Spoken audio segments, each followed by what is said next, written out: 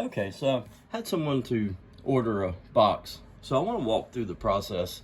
I know a lot of people use Subbox Pro and all this. I don't do that. I do it old school, calculator, paper and pen. So let's do that on a dual 12 box and give you guys an idea of how that comes about. This one just so happens it's a local install, so I'll be able to do the install, tune it, and obviously take some videos of its performance.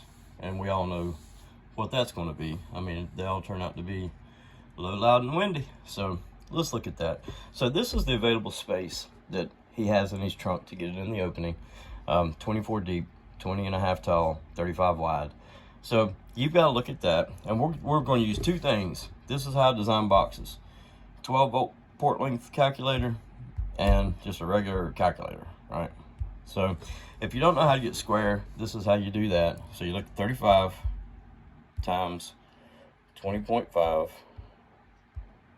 times 24 equals 17,220 divided by 1728, because that's how you square. So the space he has is almost 10 cubes. We don't need that for 212s, obviously. I put them in 6 to 6.5. I would put 2 in. In this case, after displacement and everything, it's going to be around 6.2, which is what I like to put 212s in. I did the math on it before deciding to make the video, so having already looked at it, this is what we've come up with. Out of that available space, what we need to utilize for the box, and this is just the airspace. Then we'll put a port onto that, and then we'll add plywood to it and all that. So this isn't your final dimension. This is the airspace that you work around. That's how I design an airspace around a port and then put a subwoofer in it. Most people design it just the opposite, and you see the results of that. I mean, it's I'm not going to get into all that, but this is how you do it. So the airspace here is 18 by 20, and we just do the same process again, right? 18 times 20 times 32 equals, divided again by 1728. We don't like that number, but that's kind of exactly what we're looking for. So this before displacement is 6.6. Now you gotta look at two subs, right? They're gonna be 1.5 around, you know, so you're looking at around 3 of that or so to 4 is gonna be a sub, because we don't invert subs. When I see a sub inverted, I think they didn't design it right. Because if it was designed right, that subwoofer would be in the box. They flip it around to try to make it sound better because it wasn't designed right. So we don't do that. We design it right and put it inside the box. So that leaves us after displacement of the subwoofer. And then I do 1 to 1.5 cubes of bracing, because I like to do a couple of braces in there and get it really secure. So by the time you're finished with displacement of the sub and the bracing and all of that, the port turnaround, all that, you're going to end up with around 6 to 6.2. That's exactly what we're looking for. So now you take that and you say, okay, this is what we want. So now we've got to draw it again. I'll try to do it over here so we can see it. So now we've got to draw that in relationship to a port, and how that affects it, right? So before we look at that though, we got to determine what size port we want. So that's where we go to the 12 volt port calculator. I always do a slot port. That's my thing. I always pull it down and make sure you're in the right heading, because see how close they are? I mean, you can really mess something up. So this is slot port. So we're going to try it at 3 inches and see how long that makes it. I'll go up to 4 inches because it extends the length of the port. The height also can extend the length of the port, and that's crucial to get it in, to get it to turn once, and that's what we're going to look at here. So height here, we're looking at 18 inches, because remember, this is your airspace. So from your airspace, that's where you start stacking plywood. 1 layer of plywood, 2 layers of plywood. But that's beyond your airspace, right? We're still inside of your airspace. So inside of your airspace, your actual port height is going to be 18. Same as your space.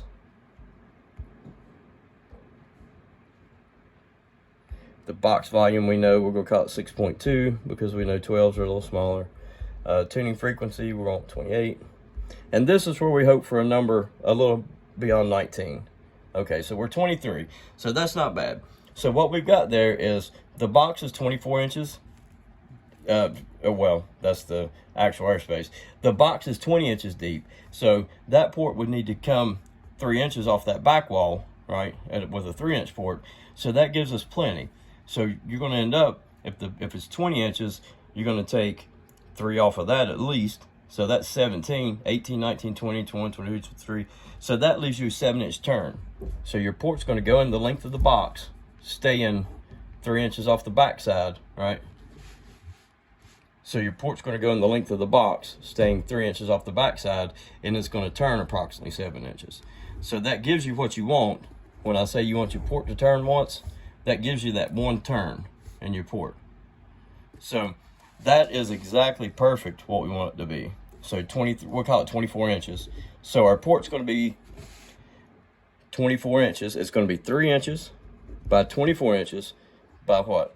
18 inches tall.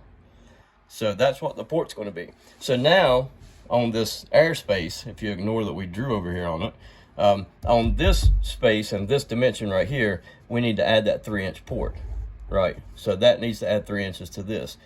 Not only 3 inches though, so as you'll get into the actual build of it, you need to add 3/4, 3/4, 3/4. So it's 3 inches, so it's 5, so you're going to end up with like 36.5. That's what you're going to end up with as the total width of the box. When you're finished with the box and you're looking at it,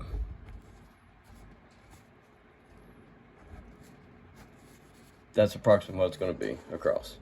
So we've got the port, we've got that figured out. Now we've got another slight issue. So now that you've got a port that turns 7 inches into a box, you've ate 7 inches into your airspace. So now we've got to figure that out to figure how much we may have to add to or take away. That's what I'm talking about with the port turn, with what it takes up. So we know that that port is 3 inches wide. We know it's 18 inches tall. And we know that it's 24 inches long.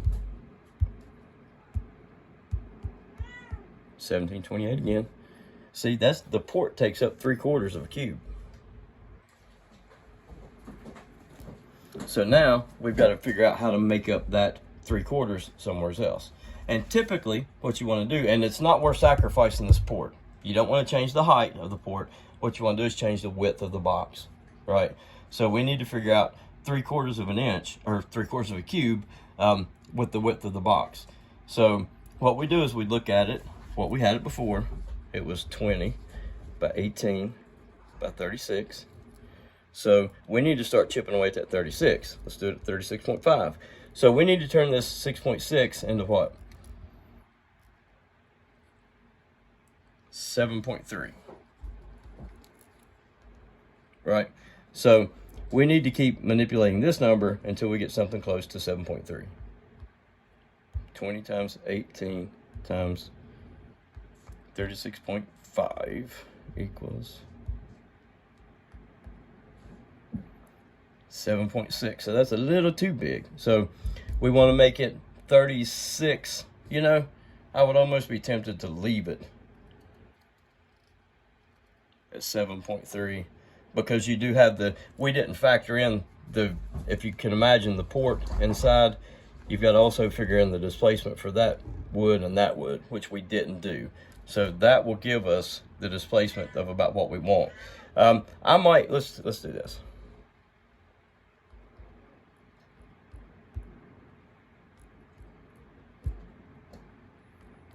Because when you're going on that much of a airspace, I mean a fraction of an inch, it does matter. So that's 7.5. So that gets us down closer. So we'll just do 36.25. And that 1/4 of an inch in the width of the box makes up for that much of the turn in, you know what I'm saying, to go into it. But you got to figure those, you got to factor that. And that's why people use software, because most people overlook that or they can't do it. So we're happy with that. That gives us what we need, with the box being 36.5 or 36.25 by 18 and 20. So what that tells us now is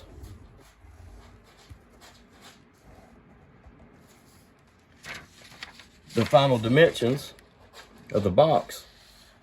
Well, it's not the final dimensions, but what's got us roughly there right now is 36.25 by 18 tall by 20 wide. Now we look at that and we start stacking wood.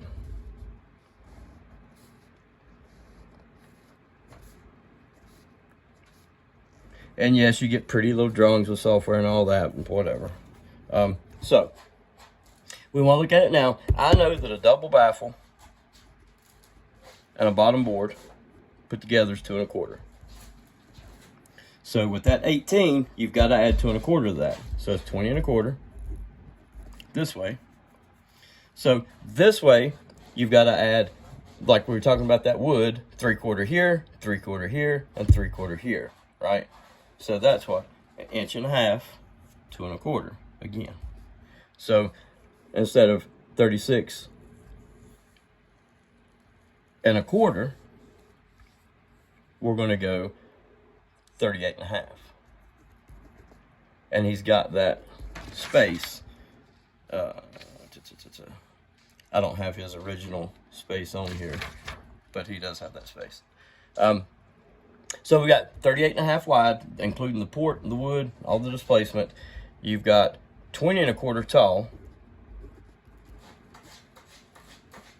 And now the depth, which was 20, you're only going to add 1.5 inches to that. So that's 21 1/2. 21.5. So that roughly, this is the box. We know it's 3 inches wide. So the port's 3 inches wide. We know that it's 24 inches long. And we know that it's 18 inches tall. So we've got the box. We've got the right airspace that we wanted for the subs.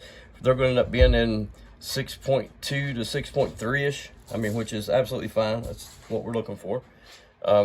And that box will bang. I mean, that's how you design it, figure it out, get the airspace, figure out what airspace it is, design the port around it, start stacking your wood, adding it to it, and adding all your dimensions to it. And I ran through that rather fast. I mean, there might be a miscalculation or something that's done wrong or whatever, and I'm gonna go back and look through it. But that's how you do it. That's how you get it from what the customer has to what the customer ends up with in a fine-tuned box to get it to float things in the window. I mean, that's what we're all about here at Shade Tree. And I guarantee you that 3-inch port, 24 inches long and 18 inches tall, will, if you put that in the right car with the right subs and the right power, it'll float freaking rags in the windows. I mean, I guarantee it. That's how it works.